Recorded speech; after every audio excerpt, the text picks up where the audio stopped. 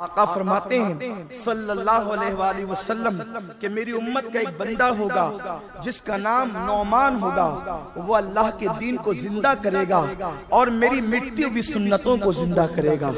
غیب دا نبی صلی اللہ علیہ وسلم نے میرے آقا امام اعظم ابو حنیفہ کا نام لے کر کے بتایا۔ شاید غیر مقلدوں کو حسد اس بات پر بھی ہے کہ وہ نبی کا علم غیب مانتے نہیں، اور امام اعظم رسول اللہ کے معجزات میں سے ایک معجزہ ہے، کیونکہ حضور علیہ السلام نے ان کی ولادت سے جو ہے وہ تقریباً 60 سال پہلے امام اعظم کی آمد کی بشارت دی۔ امام اعظم کی شان کیا ہے؟ ایک مرتبہ جبریل امین علیہ الصلوۃ والتسلیم میرے سرکار کی بارگاہ میں حاضر ہوئے، اور حاضر ہونے کے بعد عرض کیا یا رسول اللہ صلی اللہ تعالی علیہ وسلم، یہ لقمان حکیم جو تھے، جب اللہ تبارک و تعالیٰ کی حکمتوں میں سے کوئی ایک حکمت کا ذرہ کھولتے تو اس وقت دنیا کی ساری حکمتیں دست بستہ کھڑی ہو جاتی ان کے سامنے اور منتظر رہتی کہ اب حکمتوں کے دروازے کھلتے رہیں گے۔ جیسے ہی لقمان حکیم کی حکمتوں کا ذکر آیا، میرے سرکار کے دل میں خیال آیا کاش کہ میری امت میں بھی کوئی ایسا بندہ ہوتا جو حکمتوں کے راز کھولتا۔ اس وقت اللہ نے جبریل کو فرمایا، جبریل میرے محبوب کے دل کے خیال کے حوالے سے انہیں خبر دے دے کہ محبوب تیری امت میں بھی ایک بندہ ہوگا جس کی کنیت ابو حنیفہ ہوگی، اور وہ جو ہے جب راز کھولے گا اور حکمتوں کے، تو وہ اس طریقے سے حکمتوں کے راز کھولے گا اور آپ کی امت تک پہنچائے گا۔ جس وقت ابو حنیفہ کا ذکر آیا، میرے سرکار نے فرمایا انس بن مالک کہاں ہے؟ آقا کریم نے حضرت انس کو بلایا۔ انس نے کہا لبیک یا رسول اللہ۔ آقا فرماتے ہیں مفہوم حدیث ہے، انس یہ میرے منہ کا لعاب، میں تیرے منہ میں امانت رکھتا ہوں، جب تجھے ابو حنیفہ ملے یہ امانت اس تک پہنچا دینا۔ یہ امام اعظم ابو حنیفہ کی شان ہے، اور حضرت امام اعظم ابو حنیفہ نے حضرت انس بن مالک کی زیارت۔ آپ خود فرماتے ہیں کہ میں نے 7 صحابہ سے حدیث روایت کی، 7 صحابہ سے۔ یہ تو امام اعظم نے کہا، اب زیارت اور روایت میں فرق ہے۔ فرماتے 7 سے روایت کی، اور جہاں تک زیارت کا معاملہ ہے تو کوئی کہتے ہے 14 کی زیارت کی، کوئی کہتا ہے 26 کی زیارت کی، کوئی کہتا ہے 24 کی زیارت کی، کوئی کہتا ہے 28 کی زیارت کی۔ مختلف اقوال ہے، لیکن ایک صحابی کا دیدار بھی تابعی بنا دیتا ہے۔ اور یہ کتنی بڑی بات ہے کہ انس ابن مالک اپنے منہ میں امانت لیے گھوم رہے تھے۔ ابو حنیفہ کی ذات کا نام ہے، امام اعظم کی شخصیت کا نام ہے۔ ہمیں ناز ہے کہ اللہ نے ہمیں ایسا امام دیا ہے کہ امام الانبیاء نے جس کے لیے امانت اپنے صحابی کے منہ میں ڈالی، اور جس کے منہ میں رسول اللہ کا لعاب پڑے۔ ارے وہ لعاب کی شان یہ ہے کہ خاری کنویں کے اندر، خاری کنویں میں لعاب پڑ جائے تو وہ کنویں میٹھے ہو جاتے ہیں۔ جب نعمان بن ثابت کے منہ میں وہ لعاب پہنچا ہوگا تو اس وقت تو نعمان بن ثابت کی زبان سے حکمتوں کے کس طریقے سے دریا جاری ہوئے ہوں گے۔ یہی وجہ تو ہے کہ ان کے اساتذہ نے کہا نعمان ہم تجھے پڑھا کر وہ یاد نہ رکھ سکے جو تو نے پڑھ کر کے یاد رکھا، جو 100 دنوں میں ہم نے تجھے حدیث پڑھائی تو نے ایک ایک دن میں اسے بیان کر دیا۔ یہی وجہ تو تھی، وہ لعاب رسول کا اثر تھا، وہ دعائے علی کا اثر تھا کہ امام اعظم کے اساتذہ بھی امام اعظم سے مسئلہ پوچھتے تھے۔ اور مسئلہ بتانے کے لیے صرف علم کی ضرورت نہیں ہے، مسئلہ بتانا ہو یا کوئی کام کرنا ہو سب سے پہلے کرم کی ضرورت ہے۔ ورنہ آدمی کہیں کتابیں پڑھ ڈالتا ہے، کچھ سمجھ میں نہیں آتا، نہیں دیکھتے۔ بیچارے بخاری پڑھتے ہیں لیکن انہیں بخاری کے اندر ابواب کیا ہے وہی سمجھ میں نہیں آتی، امام بخاری کی مراد کیا وہی سمجھ نہیں آتی، اس لیے کہ جس کا تعلق رسول اللہ سے جتنا ہوگا وہ علم کے فیضان سے اتنا مالا مال ہوگا۔ ایک علم ہے، ایک فیضان علم ہے۔ علم تو مل سکتا ہے جیسے شیطان کو ملا، لیکن فیضان علم نہیں مل سکتا جو نبیوں سے دور ہوگا، اسے فیضان علم نہیں ملا۔ جبریل کو علم بھی ملا، فیضان علم بھی ملا، اور شیطان فیضان علم سے محروم تھا، اس لیے کہا کہ آدم تو مٹی سے بنے ہیں اور میں تو آگ سے بنا ہوں اور میں ان سے بہتر ہوں، اور اکڑ گیا۔ لیکن جبریل شب معراج آقا کو جگانے کے لیے آتے ہیں، لیکن اللہ کا حکم ہے کہ جاؤ میرے محبوب تابوت کو بلا کر کے لاؤ. تو جبریل عرض کرتے اللہ تیرا حبیب تو سو رہا ہے، بتا جگاؤں کیسے؟ یہ نہیں دیکھا کہ اللہ کا حکم کیا ہے. اللہ فرماتا ہے بلا لاؤ، حکم یہ ہے. اور جبریل واپس جاتے ہیں. بظاہر یوں لگتا ہے کہ کہیں جبریل اللہ کی نافرمانی تو نہیں کرنے، اس لیے خدا کہتا ہے بلا کر لاؤ، اور جبریل خالی جاتے ہیں، بغیر بلائے جاتے ہیں. یہ بظاہر یوں لگتا ہے لیکن یوں نہیں ہے. یہ اللہ تبارک و تعالیٰ کا قانون ہے. اس نے بتا دیا محبوبوں کے لیے ادب لازم ہے. تو جبریل کو واپس جانا گوارا ہے لیکن اپنی طبیعت سے اٹھانا گوارا نہیں ہے. یہ فیضان علم ہے. فیضان علم اسے کہتے ہیں. آج دنیا میں فرقے نہ بنتے اگر فیضان علم سب کو نصیب ہوتا. علم تو ہے، فیضان علم نہیں ہے.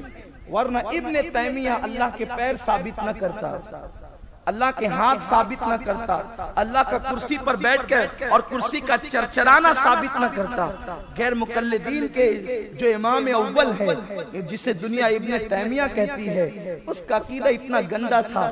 وہ کرسی پہ بیٹھ کر کے پیر ہلاتا تھا اور کہتا تھا جیسے میں پیر ہلا رہا ہوں اللہ بھی اپنی کرسی پہ بیٹھ کے یوں پیر ہلاتا ہے. یہ فیضان علم سے محرومی ہے. علم ہے، فیضان علم نہیں. جہاں فیضان علم ہوتا ہے پھر وہاں جواب الگ نوعیت کے ہوتے ہیں.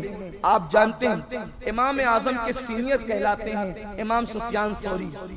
سفیان ثوری صوفی بھی ہے، محدث بھی ہیں اور فقیہ بھی ہیں. بوڑھے ہو گئے تھے. ایک مسئلہ سامنے آیا. ایک شخص نے اپنی بیوی سے جھگڑا کیا اور جھگڑے میں غصے میں آ کر کے کہہ دیا میں قسم کھاتا ہوں کہ تو مجھ سے پہلے بات کرے گی، تو مجھ سے پہلے بات کرے گی، جب تک تو بات نہیں کرے گی میں تجھ سے بات نہیں کرنے کا. عورتیں ہوتی ہے جب غصے میں آتی ہے تو پھر وہ اپنے میں ہی نہیں رہتی، بلکہ مرد بھی اپنے آپ میں نہیں رہتا، پھر وہ تو عورتیں ہیں. جیسے شوہر سے سنا کہ جب تک تو بات نہیں کرے گی میں بات نہیں کروں گا تجھ سے، اس نے بھی غصے میں آ کے کہا میں بھی قسم کھاتی ہوں جب تک تم بات نہیں کرو گے میں بھی بات نہیں کروں گی. دونوں نے قسم کھا لی. غصہ تو جانا ہی تھا، آتا ہے تباہی مچا کے چلا جاتا ہے. غصہ آیا، لڑائی کروا دی، قسم کھلوا دی، چلا گیا. اب غصہ جو فرو ہوا، ختم ہوا اور ہوا ہوا تو دونوں بیٹھ کر سوچنے لگے الگ الگ اب کون بات کرے.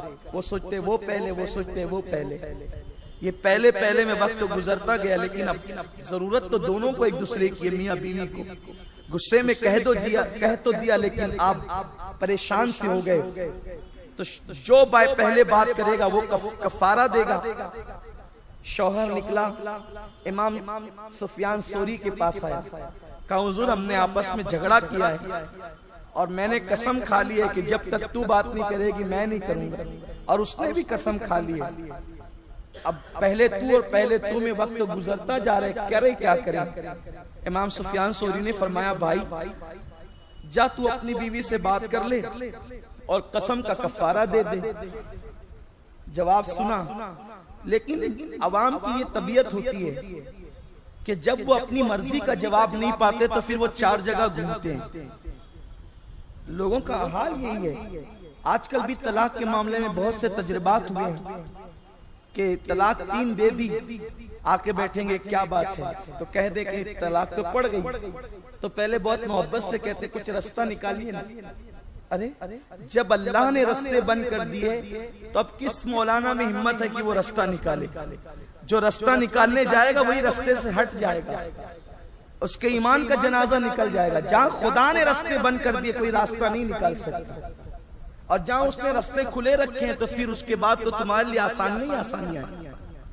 تو جب احناف میں شوافے میں کہیں راستہ نہیں پاتے تو پھر لوگ غیر مقلدین کے پاس جاتے ہیں. تو پھر وہ بڑی شان سے کہتے ہیں لوگوں کو اپنانے کے لیے ایک محفل میں 10 مرتبہ بھی دو طلاق، 100 بار بھی دو گے تو ایک ہی ہوگی.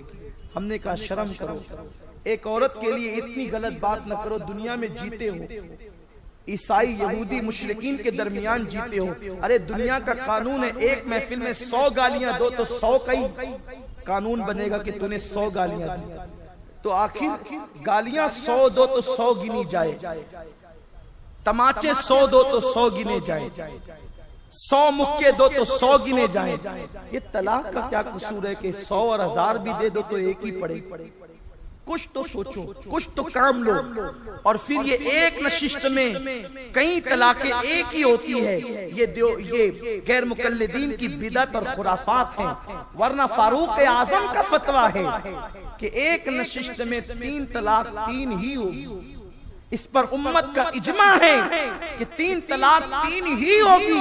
मेरे प्यारे आका अलैहिस्सलाम के प्यारे दीवानों, तो उस शख्स ने इमाम सुफियान सोरी से सवाल जवाब सुना, कफारा देना पड़ेगा। फौरन इमाम आजम के पास आ गया। इमाम आजम के पास आया, कहा हुजूर ऐसा ऐसा झगड़ा हो गया, ये मसला हो गया, क्या करें? इमाम आजम ने मसला सुना, फरमाया जा तू अपनी बीवी से बात करने में पहल कर, कोई कफारा देने की जरूरत नहीं है, कोई कफारा तुमने नहीं देना, जाओ खुद से अपनी बीवी से पहले तुम बात कर लो। अब मसला सुना तो पब्लिक को दिलचस्पी होती है उलमा को लड़ाने की। ये बहुत शौक है पब्लिक को कि उलमा आपस में लड़े। अच्छा, जब लड़ाते पब्लिक ही हैं, और उसके बाद जब उलमा लड़ते हैं तो कुर्सियों पे होटलों पे बैठ के बोलते हैं कि उलमा लड़ते हैं। लड़ाया तो आपने। इसने जब मसला वहां से अपने मुतालिक नहीं पाया, इमाम आजम के पास आया और इमाम आजम ने मुख्तलिफ जवाब दिया, तो घर जाने की बजाय कि अमल करता है, इमाम सुफियान सोरी के पास गया, कहा आपने तो ये कहा, इमाम आजम ने तो ये कहा। लेकिन उस दौर के लोग बड़े संजीदा थे। इन्नमा यख्शल्लाह मिन इबादिहिल उलमा के जलवे उनकी जिंदगी में नजर आते थे। इमाम सुफियान सोरी को गुस्सा तो आया कि मैंने जो मसला बताया उसके खिलाफ उसने बताया कैसे। बूढ़े हो चुके थे, असा उठाया और कहा वो नोमान गलत मसले बताता है। ये असा लेकर के बड़े होने के, सीनियर होने के बावजूद इमाम आजम के घर तक पहुंचे ताकि उम्मत में इंतशार न हो। इनका फतवा अलग, इनका अलग। उन्होंने कोई जलसा नहीं किया, उन्होंने कोई तहरीर नहीं तकसीम कर दी कि अब उन्होंने मसला गलत बताया तो इसलिए अब उनके खिलाफ हंगामे करते रहो। ये अहले इल्म का मिजाज है। जिस डाली में जितने फल लगे होते हैं वो उतनी झुकी हुई होती है, जो डालियां बांझ होती है वो अकड़ी हुई होती है। और इल्म ऐसा फल है, दुनिया में नहीं वो आखिरत में भी काम आने वाला है। अहले इल्म का अपना मिजाज होता है कि किसी कहने वाले ने कहा है, जो समंदर है वो खामोश खड़े रहते हैं, जो समुंदर है वो खामोश रहा करते हैं, और घड़े खाली खूब बजा करते हैं। जो घड़ा पूरा पूरा भरा होगा ना उससे कभी तक तक की आवाज नहीं आएगी, जो थोड़ा सा भरा होगा ना उसमें छलक छलक की आवाज आएगी। ये जो बचते हैं ना तो उनका मबलगे इल्मी उतना नहीं होता। जो भरे होते हैं, जिनके सीने इल्म से भरे होते हैं, जिन्होंने मिशकात नबूवत से भरपूर इक्तिसाब फैज़ किया होता है, वो अपने मर्तबे की परवाह नहीं करते, वो उम्मत की परवाह किया करते हैं। इमाम सुफियान सोरी सूफी भी थे, मुहद्दिस भी थे, फकीह भी थे। गुस्सा तो आया लेकिन असा उठाकर सीधे इमाम आजम के घर चले और कहा, रास्ते में बड़बड़ा रहे थे, वो गलत मसले बताता है, गलत फतवे देता है। लेकिन जब घर पहुंचे तो सामने बैठ करके कहा, नौमान अल्लाह से डर, गलत फतवा मत दे, गलत मसला मत बता। इमाम आजम ने कहा, क्या बात, क्यों नाराज होते हो? कहा तुमने वो कसम वाला मसला गलत बताया। कहा उस शख्स को बुलाओ। उसे बुलाया, उससे कहा कि मसला बयान कर, तू बयान कर। उसने कहा मेरी बीवी से झगड़ा हो गया, मैंने कसम खाई कि जब तक तू पहले मुझसे बात नहीं करेगी मैं बात नहीं करूंगा। मेरी बीवी को भी गुस्सा आया, उसने कहा जब तक तुम बात नहीं करोगे मैं भी बात नहीं करूंगी। इमाम आजम ने कहा बोलिए। वही तो है कि कफारा देना पड़ेगा। फरमाया कैसे कफारा देना पड़ेगा? आप मसले पे गौर तो करें कि जिस वक्त पहले शौहर ने कसम खाई कि जब तक पहले तू मुझसे बात नहीं करेगी मैं तुझसे बात नहीं करूंगा, अब इसकी कसम हो गई। फिर बीवी ने कहा ना बात तो की कि जब तक तुम बात नहीं करोगे, ये तुम बात नहीं करोगे, ये बात ही करना तो है। जब तक तुम बात नहीं करोगे मैं भी बात नहीं करूंगी। तो उसने बात तो कर लिया, शौहर की कसम तो पूरी हो गई। अब वो घर जाए, बीवी से बात करे और उसके बाद कोई कफारा नहीं। امام سفیان ثوری نے پیشانی چوم لی، کہا کہ اللہ نے تجھے عقل کامل عطا فرمائی، نعمان خدا کا تجھ پہ خاص فضل ہے۔ جن لوگوں کو اللہ علم دیتا ہے، فیض دیتا ہے، فیضان دیتا ہے، فیض علم دیتا ہے، ان کی برکتیں یہ ہوا کرتی ہیں کہ سینئر لوگ بھی جو ہے امام اعظم ابو حنیفہ سے مسئلے دیکھ رہے ہیں۔ اسی لیے جب مسئلہ سمجھے بغیر جواب دیا جاتا ہے تو امام سفیان ثوری کی طرح جواب آتا ہے، اور جب سمجھ کر دیا جاتا ہے تو امام اعظم کی طرح جواب۔ ہم بھی پریشان ہو جاتے ہیں نا کہ بھئی دو جواب ایک سوال کے کیسے، تو اس میں آپ کسی ایک کو سفیان ثوری سمجھ لیا کریں، دو جواب کیسے؟ کوئی دور میں بھی تو کوئی سفیان ثوری ہو سکتا ہے کہ مسئلے کی تہ تک نظر نہ پہنچے، ممکن ایسا ہو، اور اللہ اکبر وہ لعاب رسول کا فیضان تھا کہ امام اعظم کے اساتذہ، ان کے گھر کی عورتیں بھی امام اعظم سے مسئلے پوچھنے آتی تھی، بلکہ اساتذہ تک آئے پریشان ہوئے تھے۔ امام سلیمان اعمش لاکھوں حدیثوں کو یاد کرنے والا محدث، یہ بیچارے غیر مقلدین جن کو حدیث کی ہوا بھی نہیں لگی، یہ کیا ہمارے امام پہ انگلیاں اٹھاتے ہیں، انہیں پتہ ہی نہیں ہے کہ حدیث کتنی ہے۔ یہ کہتے ہیں بخاری میں بتاؤ، بخاری میں 3000 ساڑھے 3000 سے زیادہ مقررات کو حذف کر کے حدیثیں ہے ہی نہیں، بخاری مسلم کو ملا کر کے 7000 کچھ حدیثیں ہوتی ہیں، جبکہ امام بخاری کو 6 لاکھ حدیثیں یاد تھی، اس میں سے 1 لاکھ صحیح حدیثیں یاد تھی۔ امام مسلم کو 3 لاکھ حدیثیں یاد تھی۔ امام احمد ابن حنبل رحمت اللہ تعالی علیہ کو 10 لاکھ سے کچھ زیادہ حدیثیں یاد تھی۔ یہ وہ محدثین ہیں جن کو اللہ نے وہ قوت حافظہ عطا کیا تھا۔ اور ایک بات بتاؤں، حدیث آج تک، یہ بہت خاص بات ہے، اس کو سینے میں رکھ لیں، آج تک دنیا کا کوئی محدث، کوئی مفتی، کوئی فقیہ، حتیٰ کہ کوئی صحابی بھی یہ دعویٰ نہیں کر سکا کہ حضور کی پوری حدیثیں مجھے یاد ہیں۔ اس پوری حدیثیں کسی کو نہیں پتا۔ بڑی ذمہ داری سے عرض کروں، سیدنا ابو بکر صدیق کو بھی ہر حدیث پہنچی، اس پر امت کا اتفاق نہیں ہے، کیونکہ بہت سے مقامات ایسے تھے جہاں ابو بکر صدیق موجود نہیں تھے۔ ارے ہر حدیث اماں عائشہ کو نہیں پہنچی، ہر حدیث سیدہ فاطمہ کو نہیں پہنچی۔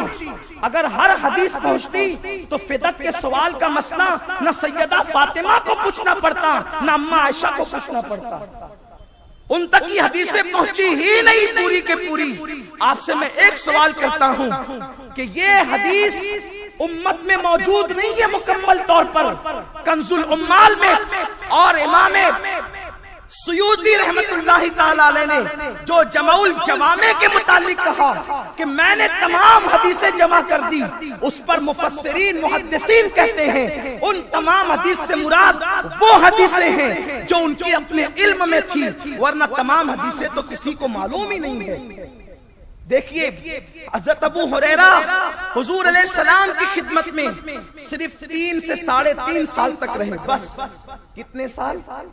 3 سے 3.5 سال تک انہوں نے کل حدیثیں بیان کی 5300۔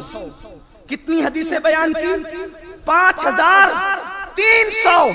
ارے جو 3.5 سال تک ساتھ رہا اس نے 5300 حدیثیں بیان کی۔ ابو بکر صدیق مکمل 23 سال تک کے ساتھ رہے، ان کی حدیثیں کہاں گئی؟ عمر ابن خطاب کی حدیثیں کہاں گئی؟ عثمان غنی کی حدیثیں کہاں گئی؟ مولا علی کی حدیثیں کہاں گئی؟ سعد و سعید کی حدیثیں کہاں گئی؟ طلحہ و زبیر کی حدیثیں کہاں گئی؟ یہ صحابہ ان کی روایتیں کہاں گئی؟ تو آپ کو معلوم ہونا چاہیے کہ حدیثوں کے معاملے میں کچھ حادثات ہوئے ہیں۔ یہ خاص بات اپنے دل و دماغ میں رکھ لو، حدیث کی بات آئے تو انکار مت کیا کرو، جب تک قرآن سے یا اجماع سے نہ ٹکرائے آپ کو انکار کرنے کا کوئی حق نہیں۔ حدیث کے لیے بہت سے حادثات ہوئے ہیں۔ پہلی بات، جن لوگوں نے حدیثیں حضور سے سنی، بہت سے لوگ وہ تھے جن کو موقع ہی نہیں ملا جو حدیثیں بیان کرتے، جنگوں میں رہ گئے، مصروفیتوں میں رہ گئے، جیسے صدیق اکبر آقا کے وصال کے بعد جنگ یمامہ، روم کے معاملات اور دیگر معاملات میں آپ خلافت کے معاملات میں پوری زندگی گزر گئی. 2.5 سال جو آخر کی بچی تھی، جو سینے میں حدیث تھی وہ سینے میں لے گئی. حضرت ابو ہریرہ خود کہتے ہیں کہ مجھ سے زیادہ حدیث عبداللہ ابن عمرو ابن عاص نے حضور سے لی ہے، کیونکہ میں نہیں لکھتا تھا وہ لکھتے تھے. اب جو نہیں لکھتا تھا وہ ابو ہریرہ 5300 بیان کر رہے ہیں، اور عبداللہ ابن عمرو ابن عاص 713 حدیثیں بیان کر رہے ہیں. اب آپ مجھے بتائیں کہ جب انہوں نے ابو ہریرہ سے زیادہ حدیثیں لی ہے تو وہ یہ تو 5300 بیان کرے، وہ 713 تو ان کی حدیثیں، ابن عمرو کی حدیثیں کہاں گئی؟ تو ہوا یہ ہے، یا تو لوگ اپنے سینوں میں قبروں میں لے کر چلے گئے، ایک. دوسرا یہ ہوا کہ جب بھی مملکت اسلامیہ پر دشمنان اسلام نے حملہ کیا، تجوریوں کو بعد میں لوٹا، گھروں کو بعد میں لوٹا، دارالعمارت کو بعد میں لوٹا، انہوں نے سب سے پہلے مسلمانوں کی لائبریریوں کو لوٹا، علماء کی کتابوں کو لوٹا. آپ ہلاکو اور چنگیز خان کی تاریخ پڑھیں، جب بغداد پر انہوں نے حملہ کیا تو مسلمانوں کی کتابیں جلائی اور کتابوں کو اٹھا کے دجلہ میں ڈال دیا.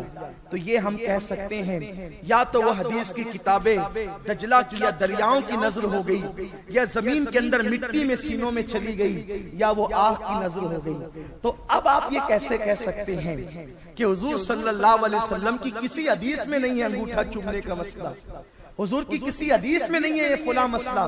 ارے بڑے بڑے محدثین، علامہ جلال الدین سیوطی جس نے جمع الجوامع جیسی کتاب لکھی، آقا علیہ السلام کی یہ حدیث کہ میری امت کا اختلاف رحمت ہے، اختلاف امتی رحمہ، میری امت کا اختلاف رحمت ہے. امام سیوطی جامع الصغیر میں لکھتے ہیں کہ اس حدیث کی سند مجھے معلوم نہیں ہو سکی.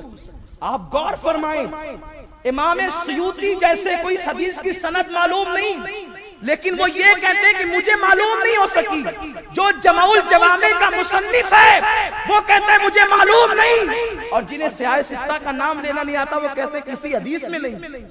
معلوم نہیں کا مطلب الگ اور کسی حدیث میں نہیں کا مطلب الگ. سلفی صاحب آپ جو کہتے ہیں ہم سلفی، آپ نے کتنی کتابیں حدیث کی پڑھی ہے؟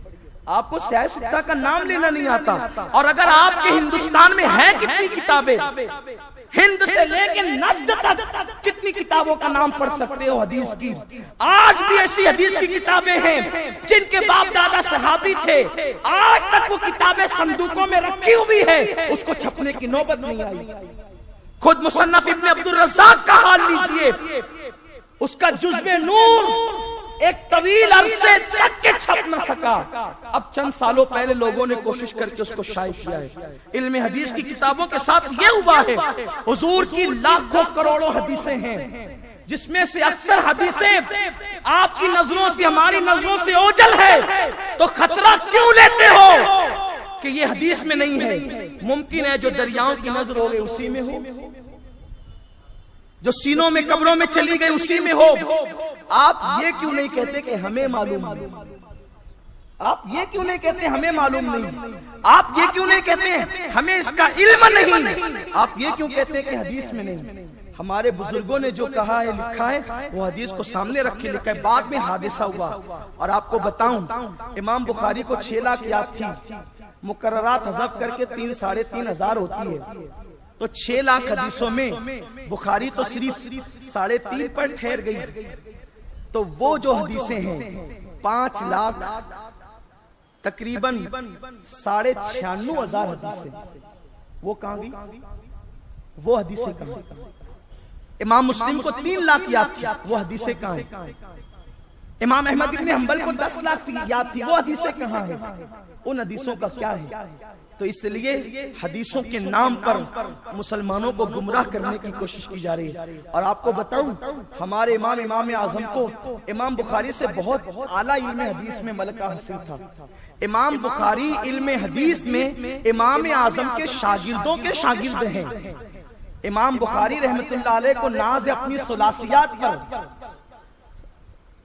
علم حدیث میں ثلاثیات امام بخاری کا سب سے بڑا سرمایہ ہے. اس کو آسان کر دو، ثلاثیات کہتے ہیں حضور کے اور بیان کرنے والے کے درمیان اگر 3 واسطے ہوں تو اس کو ثلاثیات کہتے ہیں. اور امام بخاری کی کل ثلاثیات ہے 22. کتنی ثلاثیات ہیں؟ یعنی امام بخاری اور حضور کے درمیان 3 واسطے ہیں. اتنی حدیثیں کتنی، یہ اس معیار کی حدیثیں کتنی ہیں؟ امام بخاری کے پاس صرف 22 ہے کہ حضور کے اور ان کے درمیان 3 واسطے.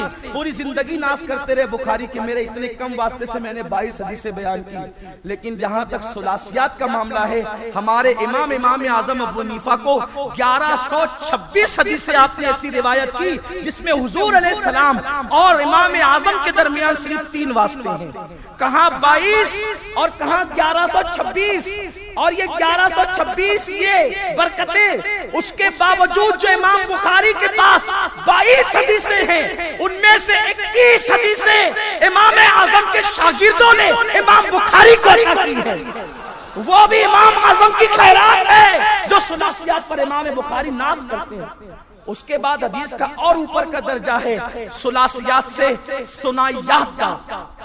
یہ ثنائیات میں اب امام بخاری رک جاتے ہیں. وہاں ہمارے امام اعظم کا پرندہ طائر علم پرواز کرتا ہے. یہ ثنائیات کیا ہے؟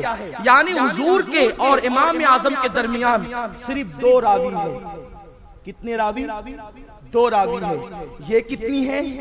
یہ 611 بعض محدثین نے لکھا ہے اور 500 پر تو سب متفق ہے. ثنائیات بعض 611 کہتے ہیں اور 500 پر تو سب متفق ہے. وہاں امام بخاری نظر ہی نہیں آتے ثنائیات میں، وہ ثلاثیات پر ہی ناز کرتے ہیں. اب یہ ثنائیات سے اوپر اور ایک منزل ہے، وحدان. وحدان وہ منزل ہے کہ حضور اور امام اعظم کے درمیان صرف ایک راوی کا واسطہ ہے، اور یہ روایتیں امام اعظم کے پاس 15 ہے اور اس پر سب کا اتفاق ہے.